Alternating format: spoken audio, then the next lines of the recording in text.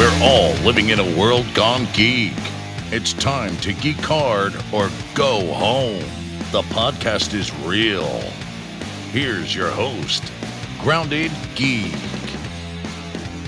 Hey everybody, welcome to the show. We are so glad that you're here. I am, as the deep-voiced guy just said, Jeff, aka Grounded Geek. We're glad you're here for the show tonight. It is Sunday night, which means it's time for the podcast is real because we're doing it live. And we thank you for joining us if you're out there. We have a great guest tonight as we are still continuing our talking with authors and writers throughout the month of November to kind of celebrate NaNoWriMo. If you're out there doing NaNoWriMo, I hope things are going well for you. You're coming up on the last weeks, and good luck getting those word counts in, because I didn't do it this year. I was like, there was just too much going on. But I hope you guys are doing well, and I hope maybe listening to some of these authors will help inspire you to finish and get out there and self-publish and get the word out. I'm going to go ahead and introduce my co-hosts here. I never do the show alone. I always bring along Utah. Welcome to the show, Utah. There he is. Greetings, programs. And of course, whoops, that's wrong. That's our guest. There's there's Riley. Hey, Riley. I'll put it back over there. What's that sound like? Hi. I don't know. I just did that so we could have a close-up of Aaliyah cracking up. That's what I wanted. But yeah, welcome to the show, guys. It's good to see you. No. I don't like the close-ups because I have a gap. That was fantastic. That needs to be a thumb. I think that needs to be the thumbnail for this episode. No, that was fantastic. Oh, that's great.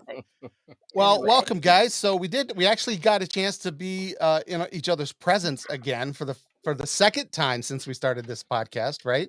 Where we were all in the same place at the same time. And that was getting together with our good friends at Circle of Nerds. That's for an upcoming episode, so I won't spoil that, but that was a lot of fun. I won't spoil it, but let's just say, Aaliyah did quite well. So did Alana, but we don't know who she is. I don't know who Alana is. That's my alias.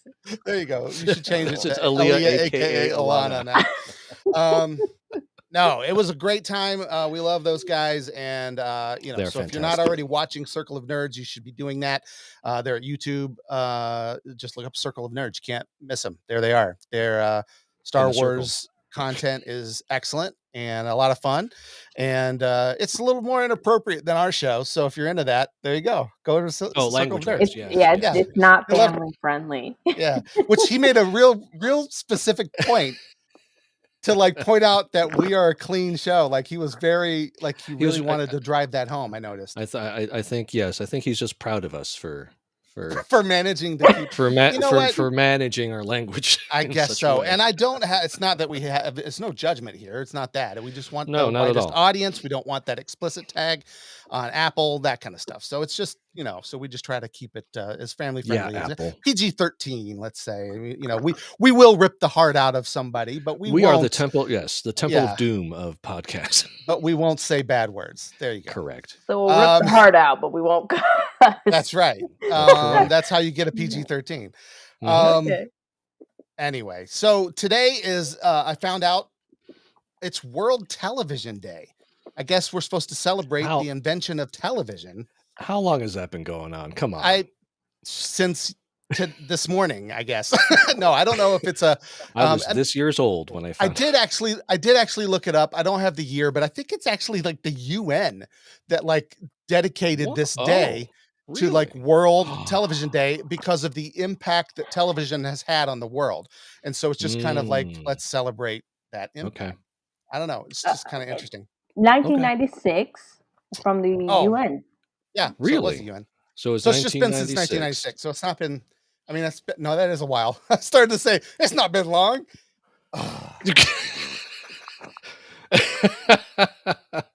Oh, Jeff. That turns out that was a long time ago. It was only a few years after Aaliyah was born. Right? Yeah. Actually, we don't tell nobody my age. I know. Hey, we have a viewer. We do. Hey, welcome, viewer. Suge Knight. Oh, yeah. No, that's Suge Matt. Knight? That's Matt. I know who that is. Hello, Matt. So anyway, yeah. So we're talking about television. I wanted to ask you guys. So, first of all, I mean, TV has had an enormous impact on the world. I mean, how we get news, how we, the way it changed the way people get news. Yes. It Oh, changed the way absolutely. information got out there. Of course, internet has totally usurped that, and now it's just a whole big mess of media everywhere, including our show. And so we're just more noise in that whole conglomeration of noise that's out there. But this is an icebreaker for today. What is that one TV show that is and you can chime in from the audience as well when you're out there. What is that one TV show that is your comfort show? And what I mean by that is when you're flipping through the channels, you're not feeling great, but you come across this show, or you're not feeling great. I'm going to go watch this show. It always puts me in a good mood. This is the show that just gives you those warm fuzzies. You love being, it makes you laugh. It makes you whatever it makes you feel. That's your comfort show. What is that for you guys? Who wants to go first? I'll go first. All right. Dexter. No, I'm kidding. Oh my gosh. I'm kidding. It's not Dexter. It's That a good would show, be scary. but it's not. No. It's funny because being as seasoned as we are, I think our choices are probably going to be a little bit different, right? Because we kind of grew up when, color television came up a little bit before we were kids, and then cable television came along that kind of changed viewing schedules and content, right? But I always fall back to the Muppet Show. It's just original. I remember, the original Muppet Show. Not I mean, now the new one is pretty good. I've seen a couple episodes of it, but the original Muppet Show, I always have such fond memories of it.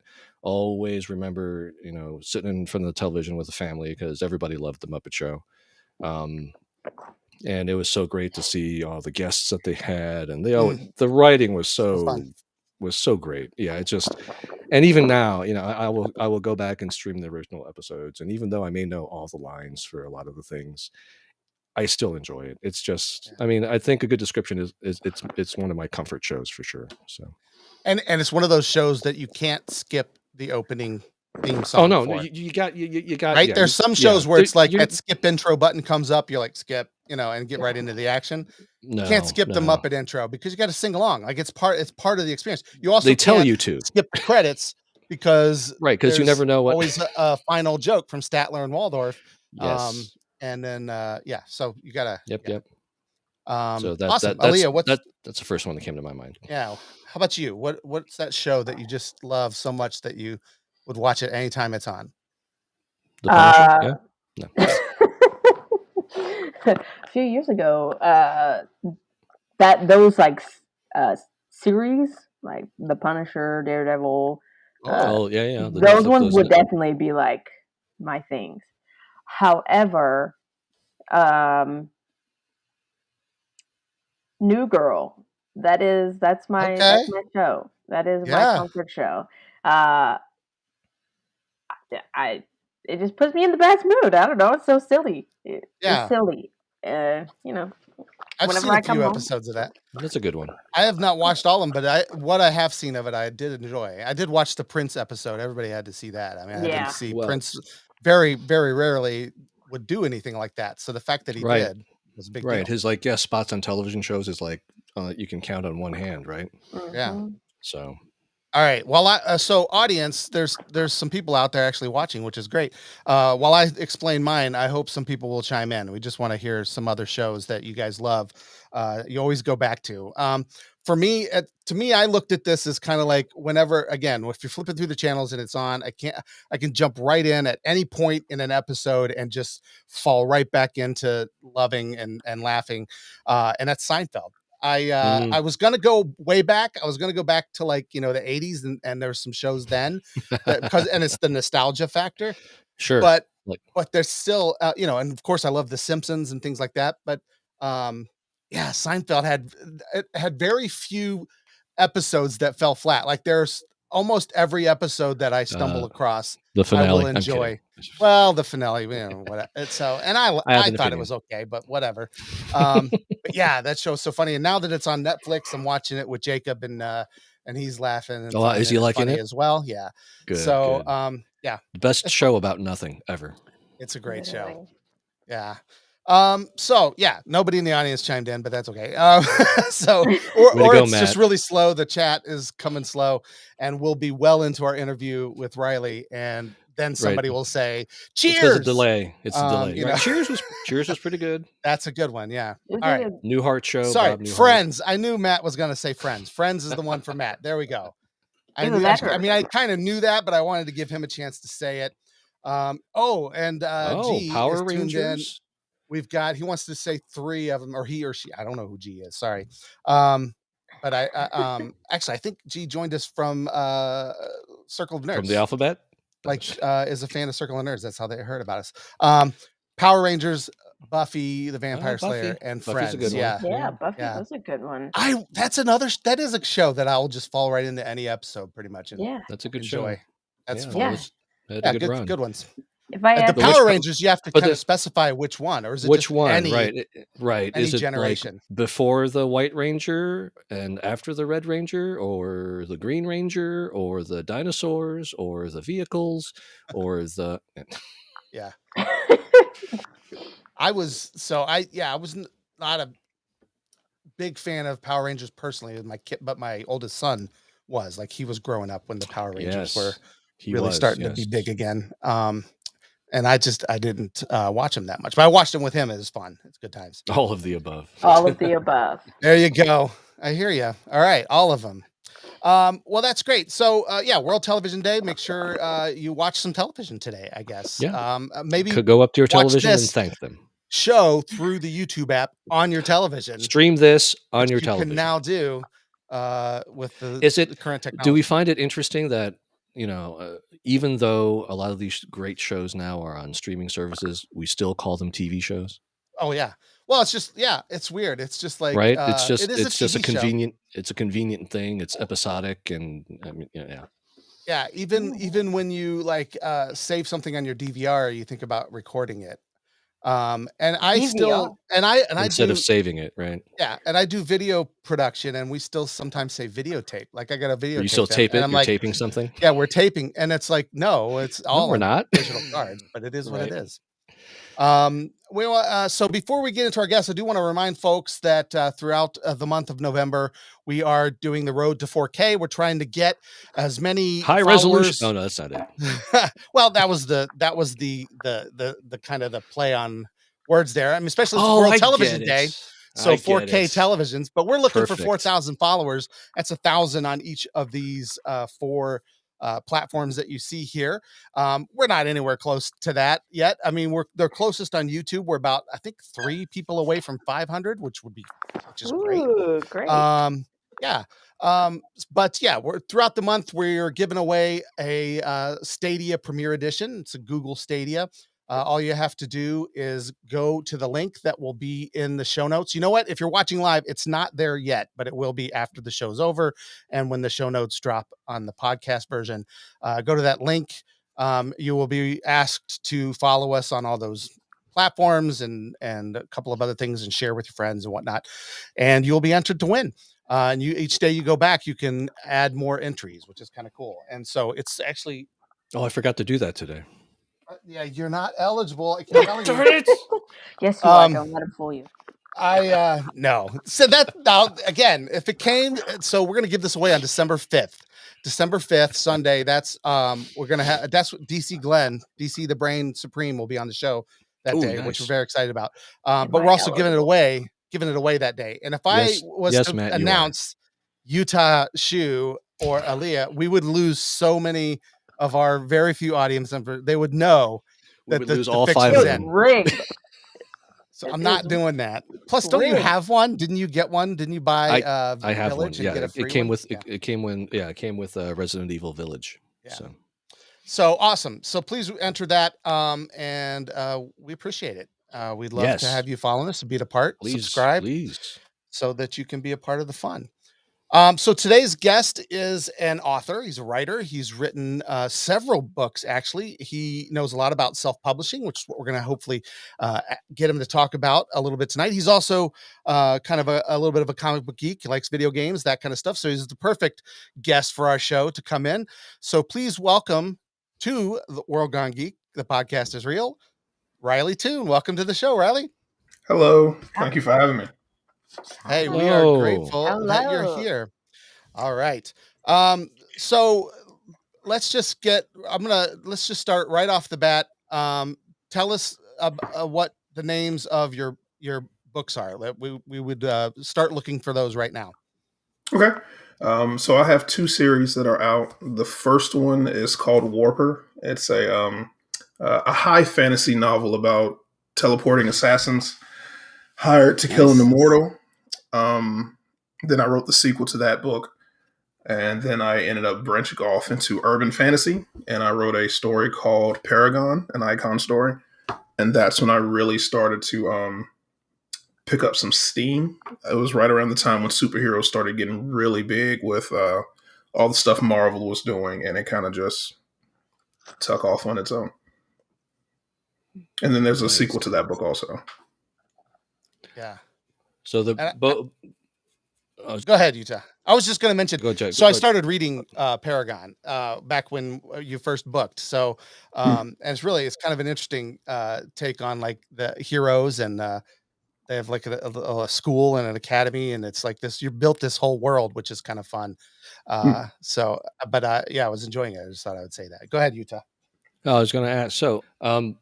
So you've got two series. You've got Warper, which was your first, and then Paragon is your second. Do you go in planning having like how many books are in this? Like, do you have a third Warper book in the works or in your mind? And like, we already know Paragon's got a second one coming, right? No, so Paragon has a second one done, and that's already out and published on all formats.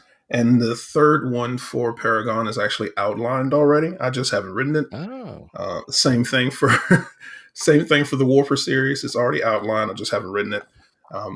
I try to write what I like, but then after a while, you kind of have to follow the money, and so you got to give the people what they want. Pay the bills. Yeah, and that can be a gift and a curse. I remember when the second book for when Paragon and then the second one came out. And after the second one was done, I was getting feedback, and people were like, when's the third one come out? And it was like day 2 after the second one just came out. It's a whole it's a whole process, and there's I'm not a machine. Give me time. I got to think this stuff out.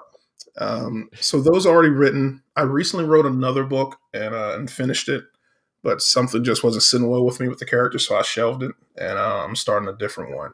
So we'll hopefully start writing book 3 for the Paragon series middle of next year. Oh wow! Okay, so you kind of juggle things along whenever I do. Your mood. Yeah, I do. As of right now, Paragon and the superhero genre is still flowing through pretty smooth. So even though I haven't put another book out in that one in a while, I still make a decent monthly chunk of change from it. Nothing crazy. I still have a day job, but it's doing really good for audio. I don't even check the book sales anymore after audio started rolling in, and it's peanuts. And you actually make less now since COVID because of like material and stuff like that. Sure.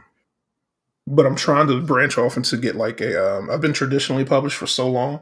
I'm trying to see if I could get the agent if I wanted to. So that's where these stories that I'm writing now are going to be drifting towards. Can I ask real quick about the audiobook? When you did you read it? How did you get it to become an audiobook? What was that process? No. I hate hearing my own voice just when I talk out loud. So I definitely. Did you get Morgan Freeman? You got Morgan Freeman? If I could, I would. I just don't have that kind of money. Maybe he wants to do like a pro bono thing, publishing the books on their own. Some people have such a large fan base that they could get a traditional publisher, but at that point, it's no need to. The gift and the curse part for audiobooks in particular, you can't decide how much you want your book to be, your audiobook. So if they suddenly decided that, we're going to drop it down to $16 because it's not selling, you've got no choice. If they feel like your book's been doing really good, they might pop it up to like 19.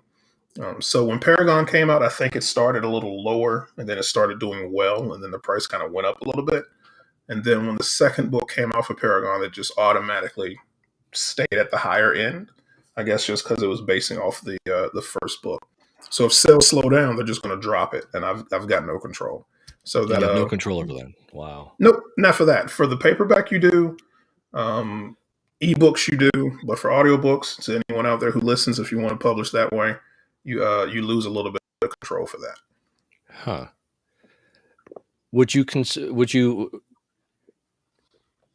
refer like up and coming indie authors who want to self-publish to consider or go say, deal with Amazon? They're not the best partner, but it's they really make it super easy to publish yourself. Or are there other avenues other than Amazon for an independent? Yeah, there are other avenues. For example, what is it like? Ingram Spark is another avenue that you can produce, like ebooks, paperbacks. I go through them for my hardcover. There's even other avenues for audiobooks. It's just that Amazon, man, they're like, they just have such a wide reach. You're creating more hurdles for yourself to try to go through some other company, especially if you're independent, because it's not like you're some household name. So you're already starting from the bottom. You're already working up a hill. You may as well get the people who have the higher distribution. I think it's worth it. And if you do well, you're gonna make a good amount of money. You can make several $1,000s if you do well. Of course, if your story is good and you have a good person reading it, and depending on how you pay them, you can make a lot of money. Because with your voice talent, you can pay them up front, which is what I did for my very first series, or you could split the profits with them if you want to do it that way. I did profit splitting the second time. Totally screwed myself. Oh no! But because my very first series didn't sell that well, and I paid him up front. And the second series for Paragon, I found a guy. He was really cool. He had been doing like stage acting or something like that, and he was just really new into the audiobook game. And I convinced him, let's just split the profits. I didn't expect there to be a lot of profits. And then after the first couple of days, I was like, whoa, I'm making money. And I was like, wait, I got to split it. And Amazon, they take like 40% off top. Once again, they're low. Wow. So yeah, it's around 40. It's around 40. So yeah, in my case, I could have paid my audio guy around, I don't know, like $900 to do the whole thing. And he's made several thousand off me too, just because we've been splitting. So and that lasts for I think 7 years, I do believe. Really? I don't know. I didn't read the fine print, but I've been told it's 7 years. I know it's still happening to the day. It's just like when you install software on your phone. Yeah, whatever. Yeah, agree. Yeah.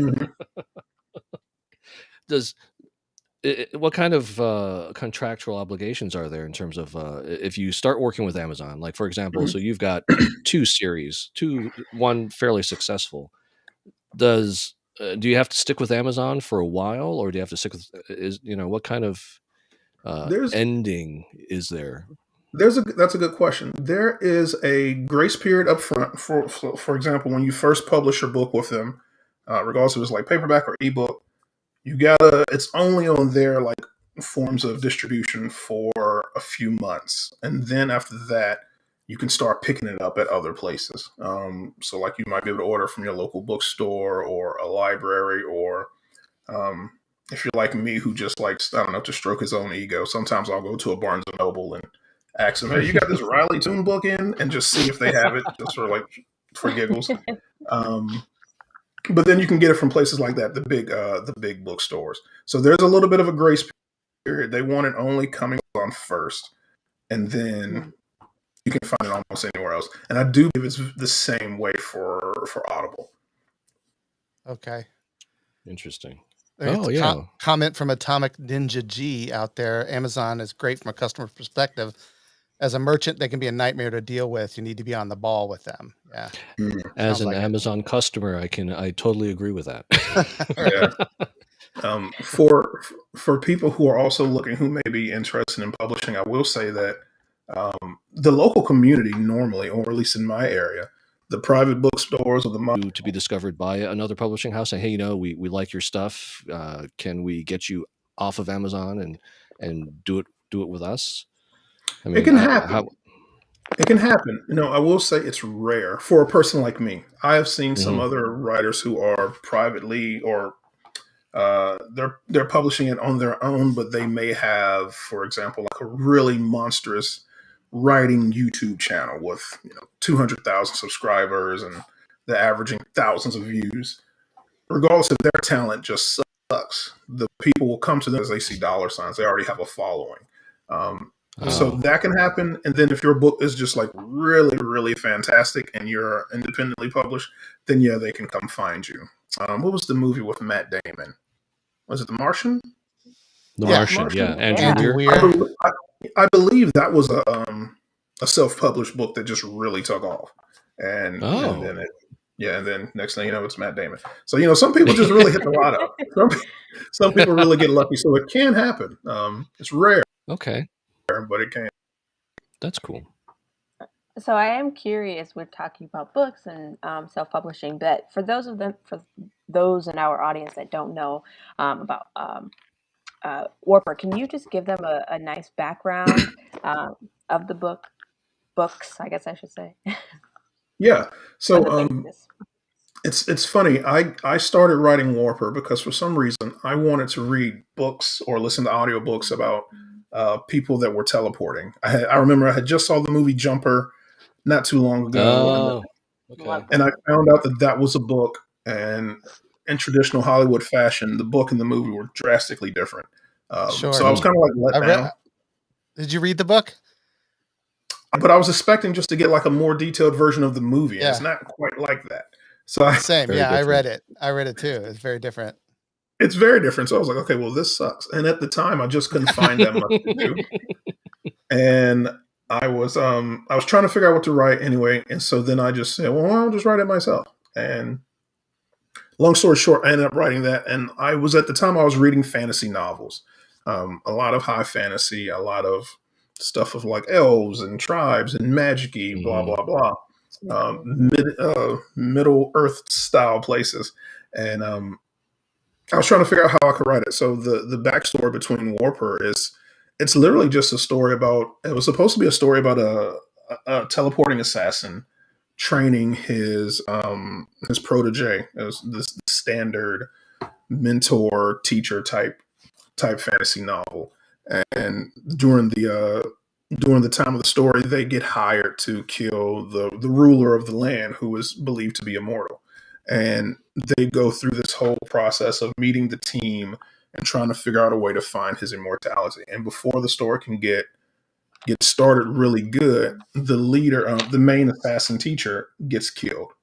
And now they still have to go through this plan. And so now the student is forced to take the lead role in this murder heist type thing to try to figure out a way to kill an immortal when he barely knows how to do the job anyway. Interesting.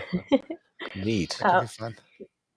So when did you actually start writing? Is that something you always wanted to do, or was it just something that you, and then did that go ahead, sorry. I feel like it's going to date me a little bit now. Once upon Don't a worry. time, Trust me, you're definitely not the oldest one in the room. Let's just you're good. I actually the reason I ended up being a writer is because I wanted to be an actor, believe it or not. Back in the day, this was like 2014, maybe 2013. I wanted to be an actor. And so I told my mom, I'm going to California. I want to be an actor. And I'm an only child from Virginia. So my mom, she lost it. She starts talking to me about it and telling me, you don't want to be an actor. You don't even know how to read a script. And I was like, you know what? I don't know how to read a script. I didn't tell her she was right in the middle of the argument, but I knew that I didn't. And I ended up reading a book about like script reading and writing, and just like a book about like acting traits and stuff you can do to practice. And one of the suggestions, like the little quotes in the book, was the best way to try to learn how to read a script is to practice writing one, because a lot of actors do write and produce on their side time. So I tried it, and that was a spark. That's all it took. I fell in love with it, and Mm. just decided, well, you know what? I'm going to make this work. So I ended up putting that book down and got a young adult writing for dummies book. I remember it like it was yesterday. And I read that book cover to cover. And then I got to work on my first story. It was crap. And then I just kept plucking at it, man. Went to school Yep. for it and everything. This is the YouTube Oh, videos. very cool. Yeah. Well, So some school people was out here are YouTube? paying for huh? Right, the School was University of YouTube? YouTube. Yeah. University of Yeah, YouTube. it's so funny. There's like there are like college courses being taught for writing by like world class authors. So there are some people paying for it, but then they put it all up on YouTube for free. So Yeah. I just attended every like class and did like the little brain teasers and things like that. And you just get Nice. better over time, or you hope.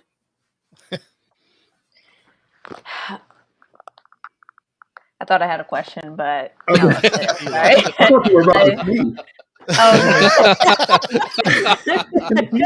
No, I thought I think had a that- question. I just That yeah. might have been her question, was the sneeze. And then, No. we were supposed to react to that. Sorry.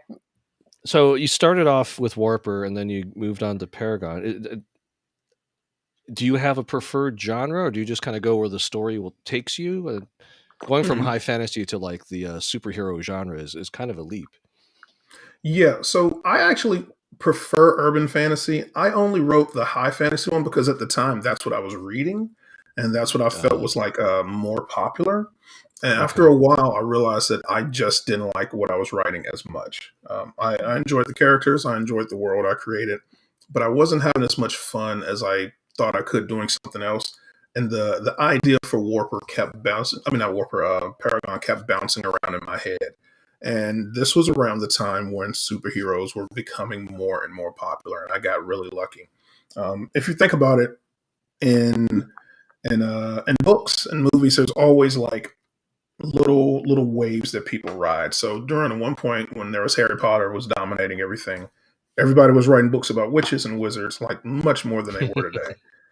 Same thing when Twilight was the thing. Everybody had Vampires. vampires and vampire like adjacent stuff like werewolves and things like that. And at this time, it wasn't a lot really going on with superhero novels. That's always been something that's kind of like there. But when Marvel started to bring people to the forefront, you have people who don't even really like comics, but they like the Marvel movies. And you can tell these folks because all of their information is pulled from the movies and not the comics, which are sort of drastically different. And so I just got lucky that I was writing something that I've always enjoyed reading and writing about. And it just happened to line up around that time. And I think that's why I've had success so far. And it's just easier for me to write. I enjoy having technology as a crutch because with those high fantasies, you have to explain everything in some outlandish way, right? or you just don't have it. I would much rather describe how this car is floating as opposed to like, this buggy and a horse type thing. So it just fits my writing style better. Yeah. What were your inspirations for Paragon then? Like who are yours? I mean, I see Superman behind you. For those who are on the podcast, I can't see him, but who were your inspirations as far as comics go? I always like the standard ones, the Batmans, the Supermans, but then also I'm a fan of like an anti-hero. I was a big fan of Spawn growing up because I grew up in this small town, and I couldn't get my hands on that much because my mom thought Spawn just looked creepy. I mean, he does, but he looks kick-ass. It looks awesome, but he does have some pretty evil looking friends. But yeah. Well, I mean, on the covers. I enjoy a good anti-hero. And once I started realizing that is when I started drifting towards Batman a little more. But then I've also been a fan of like fandom, the random comics. I was a big fan of, for some reason, Bit and X-Men always appealed to me. Wolverine also, because they weren't like your standard goody two shoes, clean cut, like anti-Cyclops looking guys. Like, just people who just look like should be on like the cover of a cereal box. And that's what I kind of try to write with my stories now. And it worked out good for Paragon. And he was more of a like a troubled kid trying to figure out which way to go. And He's got a bad boy streak, but he also tries to do the good thing. So that it helps for me. Even with Warper, the main character's hired to kill people. That's not usually how the hero story starts. So No, that's it's I'm not. just I don't know. Yeah. So you like to cosplay? Have you cosplayed any of those? So no, and I'll tell you why. For one, I feel like I'm just too lazy. I see people putting together these outfits, man, Right? I feel that. for like Yeah. months and months and months. I feel like I don't have that type of time, and I feel like that's what you have to dedicate to the craft. I honestly think making the costume is much more part of the process than just showing up and showing everybody. And I know for a fact I would much rather just like spend a lot of money and find a really nice replica suit and then just show up and have fun. But so I've never done it. Would love to, even if it's just to go and look at people. Because when I see it online, I like to see the random. I like to see the Right. random people you don't see all the time, and then I Yeah. love a good gender swap. Like Mm. Yeah, same. I saw a really cool female Negan not too long ago from The Walking Dead. Don't know if you guys watch it or Oh not. man. Nice. Yeah. Very cool. Epic, and she looked so accurate to like just the picture of the show. I saw a female Invincible not too long ago. Super Very cool. cool. Sweet. Yeah, I Nice. know. I think it's cool when they go against the grain. Some of them you see are just Mhm. like, wow, you put a lot of time into that outfit. And the more I see that, the more I know I can't do this. Like Yeah, I I do just too. know I can't. I And wouldn't it's even know like where to start. these people are so talented. Like, did you just grow up doing this? I don't understand. That's what Yeah. I'm The saying. Like University of YouTube. it's Well, so yeah, go ahead. I've always wondered where you getting like the plans for this because it can't be just like some cosplay database because they're all thinking of different things, but Hmm. like they're making armor and like weapons and probably just looking at like paused video footage Yeah. and Yeah. just cutting and spray paint. Like it's nuts. I've seen realistic looking Iron Men that have like the hands light up, thrusters pop out. Like it's Yeah. so The much. mask pop up. Yeah. I Lots of work involved. It's impressive. could Yeah. never do it. We have a good friend of the show. He goes by his cosplay name is Night Mage, and this guy, I mean, literally Mhm. 7 or 8 costumes a year, and probably that's probably a low estimate. The Yeah, Yeah. that's guy low. he has a full-time job, and he goes to conventions every weekend, and he's one of those ones that they actually invite to the convention because he does this stuff. But yeah, I'm looking at the stuff, and so it is intimidating, especially when you have Night Mage Yeah. as a Facebook friend and and buddy, and then you're seeing it. I'm like, oh my gosh! But he's really encouraging, and he's like, you should just get out there and do it. Just Mm. it's not about like doing the best costume or looking screen accurate. It's about you getting to be Who you want to be. Spawn, right? Yeah. Or Right. Superman or Yep. Flash. I see on your shirt there, whatever it might be, whatever it is. It's your art, it's your creative interpretation of whatever that is. And everybody else Mhm. needs to shut up. That's what he says. I love him. No, He's a great it's guy. the truth. Yeah, I, it's the Yeah, truth. he's one of accurate. the nicest guys in that whole cosplay community that I've ever met. He's really great. Um, but so we have a question from the audience. I'm going to go ahead and throw out if that's okay with Yeah. you. I don't know if you guys have. So let's see. We've got Atomic Ninja again. Again, thank you coming in from Twitch. Thank you for joining us on Twitch.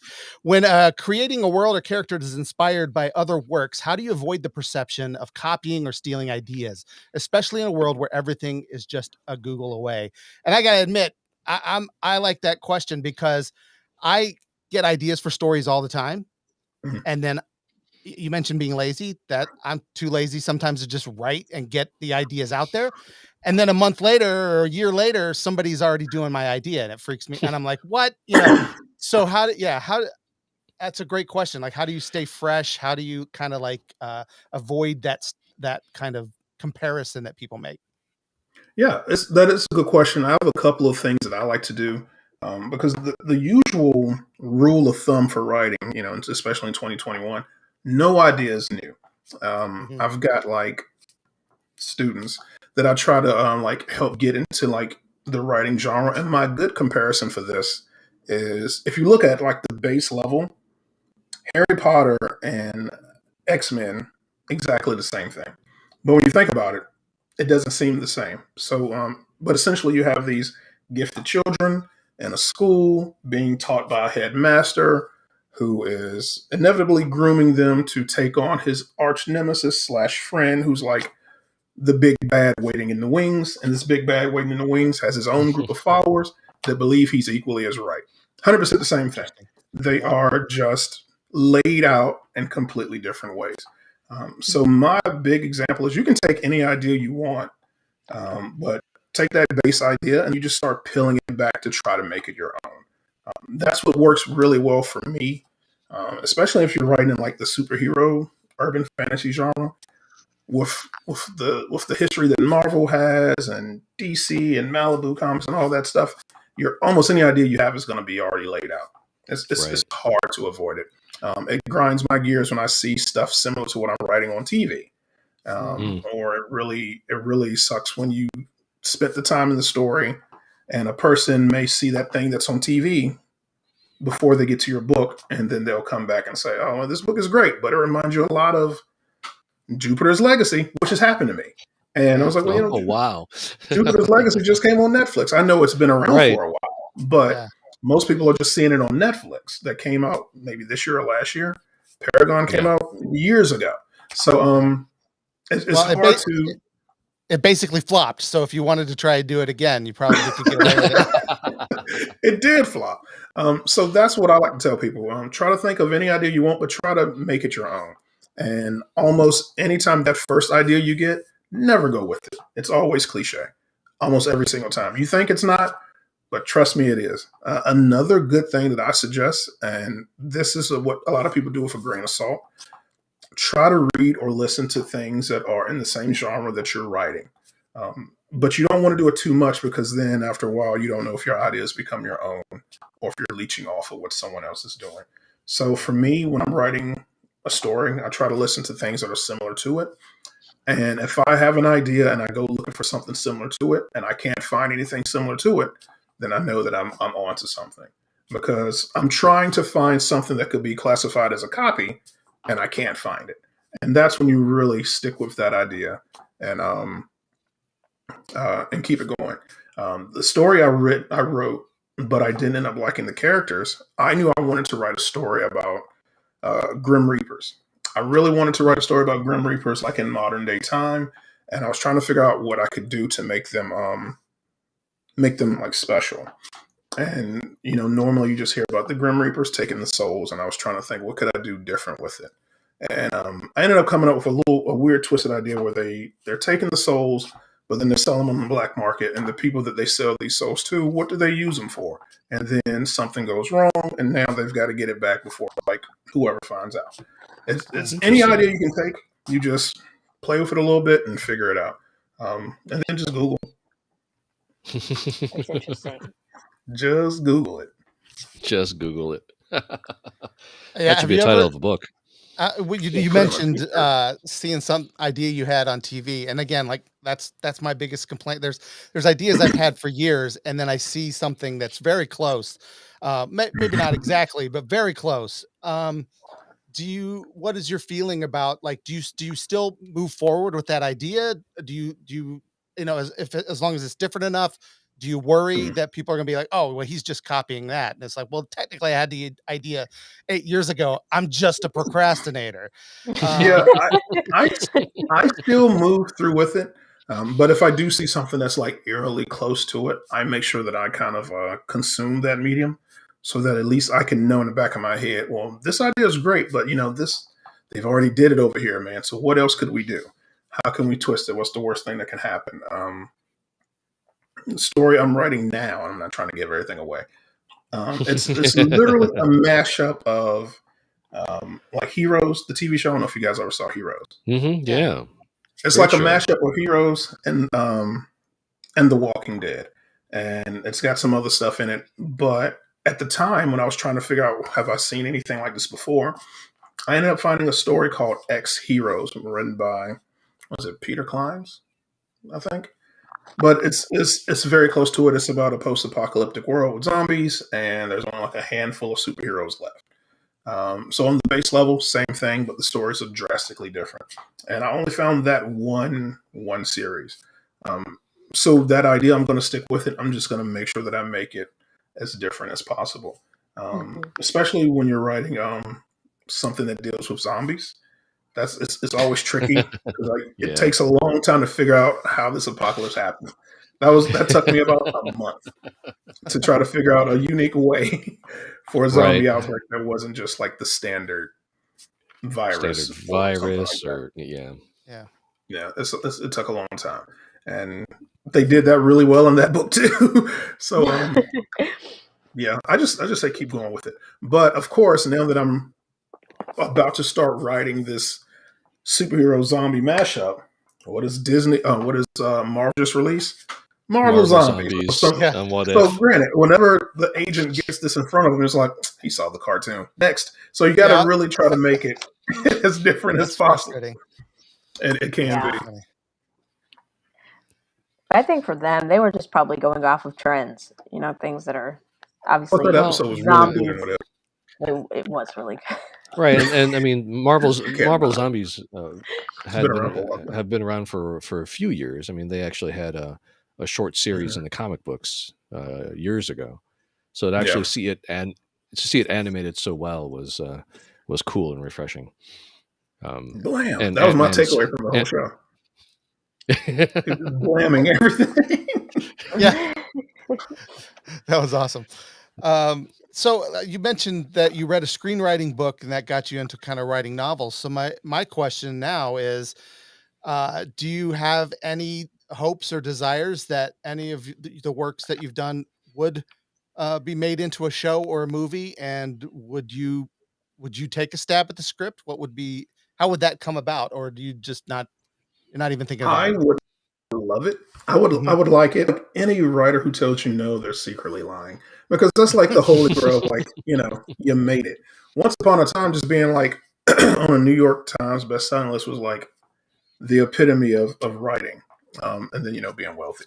But if Yeah. you make it to like a movie being made or even better, a TV show, I'd much rather have a TV show than a movie. That TV show can stretch for several seasons. I can make up stuff right. on the whim if you need me to. I can give you as many seasons as you want versus a it all in there. Right. I think like Harry Yeah. Potter, if that was a series, I think it would have been much more detailed than just the movies. And then there's Those movies were long. syndication and Just Right, raining right. down. And Netflix Yep, is just just chomping at the bit for stuff like that. So I would true. definitely like for it to be. But I wouldn't like to give up creative control either. I've heard and read that that's quite common. And Yeah. that is the downfall to anybody who is listening, who's debating between self-publishing and going through a traditional Random House. I usually tell people, unless you just really don't care, definitely try to self-publish first because you lose no creative control whatsoever. You're fronting all the money. That's true. But after all you need is one book that's successful and then they pay for themselves. Versus if you go through a publishing house, what finally reaches the bookshelves might only be 40 to 60% of the story you submitted. Because a lot of it depends on the audience you're aiming for, what's popular at the end of the day, and how your characters are laid out. Because it's all right now, everything is about money, what's popular, and DEI, like diversity, equity, and inclusion, which is great. Those are all great. But if you have a title character that is in one demographic and they want to see something that's a little bit more diverse, you're going to switch some stuff around. And you'll see some agents that ask for that up front. They're only looking for certain type of main characters or things like that. So you do lose a lot of creative control if you go the professional way. But your name is out there and people will hear about you and you'll be getting front displays at all the big bookstores, all the cool bells and whistles that we want. It's just you gotta dance, you gotta play ball a little bit. Right. How much are you willing to pay? Not necessarily monetarily for that is really the key. Yeah. At first, for the longest time, I said nothing. And that's why I decided to do it like 50-50. So even right now, once I finish the story and I do start shopping it around, I can still revert back and start writing, book 3 for Paragon and the spinoffs for Paragon and stuff like that. And I'll still be able to control what I want. I'll still have some income coming in, and my self-published works will be my babies. Those I don't have to do anything with. I don't have to switch anything. But whatever that agent gets, if the check is right, I can switch a lot of stuff. We'll give them whatever they want. Male character, you want it to be female? Done. I don't mind. So yeah, I've got to the point now that you just have to know what you prefer to do. So luckily, I'm just going down the middle of the street. I can do a little bit. Some people are not willing to compromise, and that's fine. That's just like creative integrity. I support it 100%. But that's why I like to do a little bit of both. So has self-publishing, has that enhanced your writing career, or do you think that maybe doing the mixture that you're talking about will kind of give you that maybe like a little bit of a snowball effect for you? For me, I think self-publish has helped me more than almost anything you can think about, because when you're so on top of everything, you're literally running like a whole little business. So you begin to appreciate things a lot more. But then also when you have no one to answer to, everyone doesn't do it as well, because sometimes you just don't want to write, or you have things like NaNoWriMo, which is, for people especially who kind of need a little creative push. And I remember when we first started emailing, I told you I actually don't do that. I never have, because of how I write. I treat my writing like a secondary job. So Monday through Friday, I get up at 4:30. I make my rounds, I brush my teeth, and then I'm at my computer from like 5 to 6:45. And I have a goal of anywhere from 1,500 to 3,000 words. And once you do that every day through the month, you can chuck out a good 40 to 50. But I've met some people, their goal is just 500, and they might not hit those goals. So for me, self-publishing has been great because I have to take the front seat and do everything. I also have very little social life, so that makes it easy. When you don't have a lot of people hanging around, and when you can use COVID as an excuse now. I was going to say the pandemic helped a bit. Yeah, this has been an introvert's dream. Nothing in my life changed when COVID happened. Outside of the gym being closed, nothing changed, which was really disturbing at first. That sounds like my son. Yeah. So I think, though, to the original question, I think self-publishing helps a lot. You just have to stay on top of your stuff. And I have a solid team of people. I have a guy who does my cover work, a person who does my editing, a person who does my formatting. I just write and submit. Everything else is outsourced. Mm-hmm. So I have one more question about the writing and self-publishing process for anybody who might be listening, or in this in one of these 4 squares who might want to do it. Meaning right here. So I wanted to know, once you wrote Warper was the first one, right? Mm-hmm. Once you wrote that, or I guess this could be for any of them, how did you let people know it was out there? Like, what was your kind of marketing strategy, I guess, that kind of got you to the point where your audiobooks are selling so well for your third book? It's a good question. Just like I said, everything is handled by you when you do self-publishing. Marketing is covered by you too. You have to go out there and research.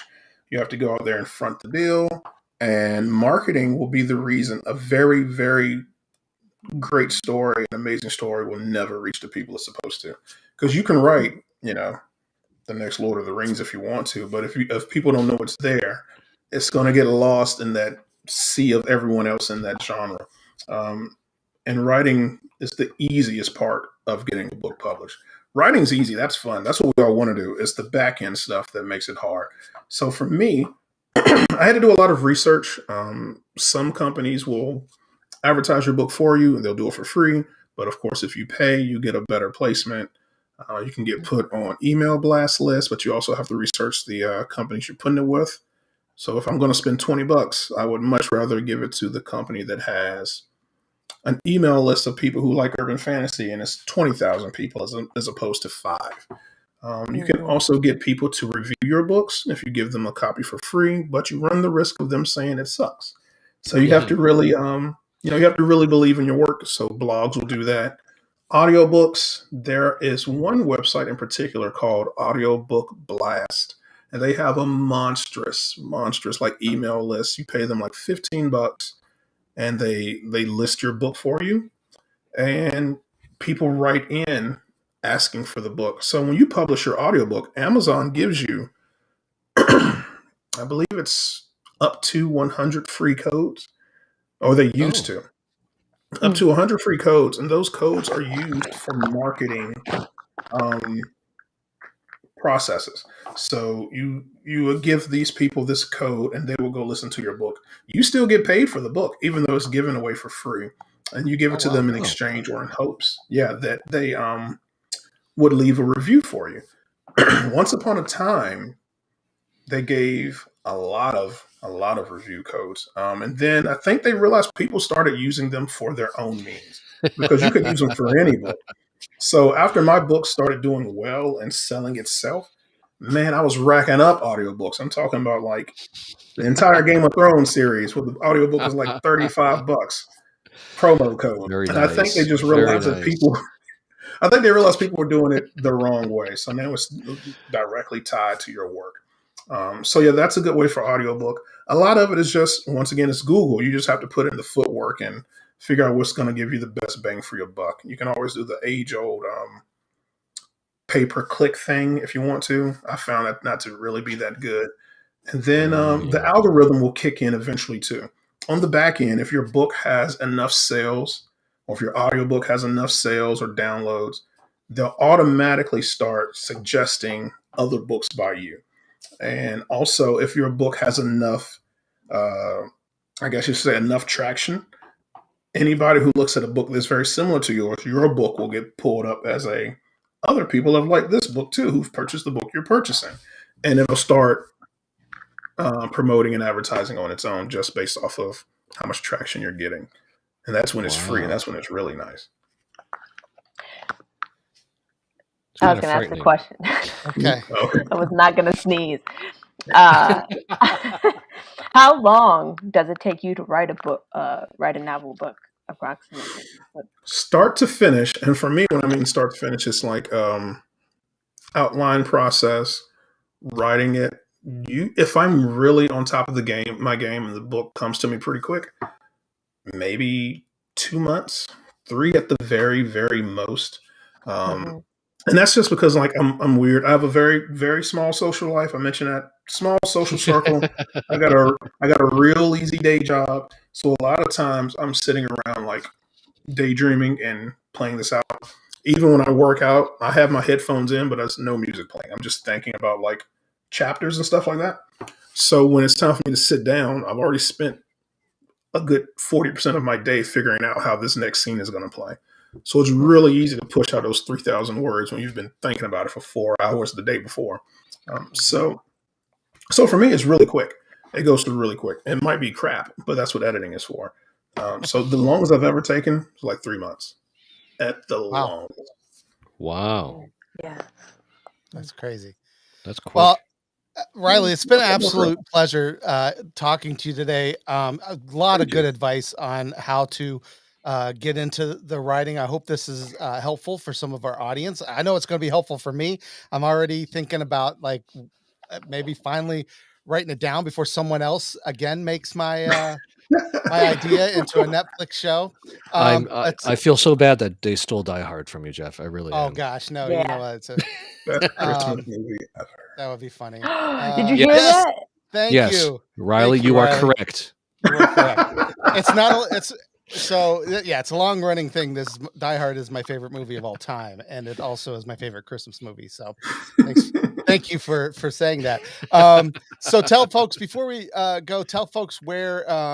Actually, we're not going to go. We have our 90-second geek rant still tonight. But before we let you go, tell everybody where they can find you, where they can find your books, and all that kind of fun stuff. The one-stop hub for everything RealLY is going to be www.reillytune.com. It's got links and everything else: Goodreads, articles, interviews, the whole shebang. Awesome. All Well, right. again, thank you so much. It's been an absolute pleasure getting to know you and hearing more about you. Now, we have a segment called 90-Second Geek Rant. You're welcome to stick around. This is a chance where we I'm give intrigued. one of our fans a chance to kind of get their words out there. They want to. We spend all this time talking, and so we actually have a message that was left. I'm going to go ahead. It's time for 90-Second Geek Rant. It's time for the 90-Second Geek Rant. I don't know why I basically said what he said right before he said it. So I'm sorry, Jeff. He sounded cooler. I really blew that intro, but Just a little bit. Today's Geek Rant comes from Chris. So thanks, Chris, for sending in this Geek Rant. We do reserve the right after we play a Geek Rant to disagree or say what we want to say afterwards. But yeah, it's still your chance to get your views out there on the show. And here's Chris. Hello, this is Chris, recording from my car. I've been asked to opine on the state of nerd culture, so here goes. Kind of slim pickings right now in terms of movies. What do we got to watch? Ghostbusters Afterlife? Come on, the best 2 Ghostbuster movies have already been made. And no, I'm not talking about that 2016 abomination. What else do we got? Sing 2? I wasn't even going to watch Sing 1. What else? Oh gosh. The Eternals. Oh boy, another McMarvel movie. Yeah, come on now. I wasn't gonna watch that. I already saw Endgame, and I was like, you know what? That really is the end for me. One thing I can recommend for sure would be Dune. That movie's good. That movie's fun, and it doesn't really push you too hard in the terms of do better. Well, that's Chris, and that's my rant on the state of nerd culture. Have a nice, safe holiday. Sorry, I almost interrupted them. Thanks, Chris. Thanks, Chris. Stuff. Now's the chance. So I got to tell you, though, I saw Ghostbusters Afterlife. It's great. He's not wrong, though. He's not wrong. The 2 best Ghostbusters came out. It's already been done. Yeah, already. Been made. Yeah. Actually, the 3 best Ghostbusters, if you include the Ghostbusters game, because that to me is the definitive. Ghostbusters. That's actually Ghostbusters 3. Yeah, it's really good. But yeah, Afterlife is great. It's a nice kind of merge of the generations and a lot of nostalgia. It was really fun. But okay, I just want to say, Chris, you should get a job at Movie Phone. Right? Yeah, no, Chris got a great voice. So Chris, cool. I actually know Chris. Chris is from he and I worked at the same media school for a while and known him for a bit. So thanks, Chris, for sending that in. I always know he's got some good and sometimes controversial opinions. So it's awesome. Thanks for calling in. That was awesome. And then Dune, Dune was great. Yeah, no, he's not. Well, I'm hearing it's. I don't know. Have you guys seen Eternals? Have you seen it, Riley? I chose not to, and I see almost anything Marvel. Not one poster. Yeah.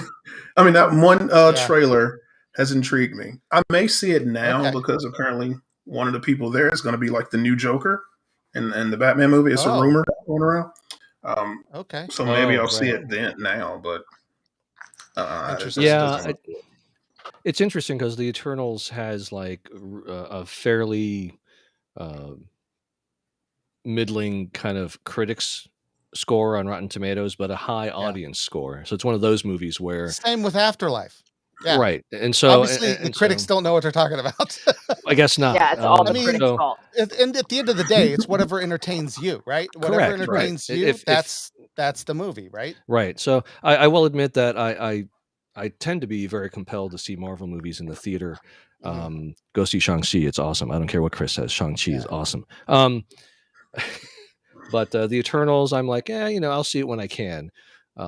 Whereas usually I'm like, okay, when can I get to the theater? Even with, like Shang-Chi was the first movie I actually saw in a theater because of COVID. And even then, I made sure that I knew everybody in the audience and rented out the theater and everybody, so, but yeah, I'm ready to scale up to Spider-Man.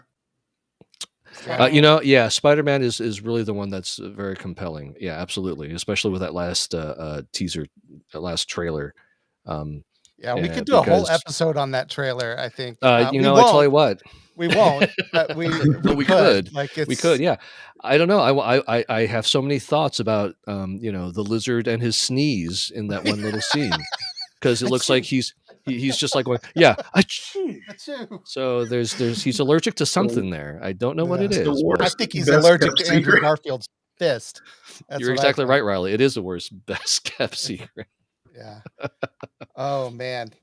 Too much fun. Well, thanks again, Riley, for being here. We appreciate Thank it. you guys. Yes. We're going to go ahead and say goodnight. We thank you guys for Bye, listening. guys. We appreciate you being a part of the show and listening. Make sure you check us out on Facebook, Twitter, Instagram, and TikTok. We're trying to get all of those. And check the show notes for our contest so you can win that Stadia Premium Edition. We want to send it out, and hopefully it'll be you.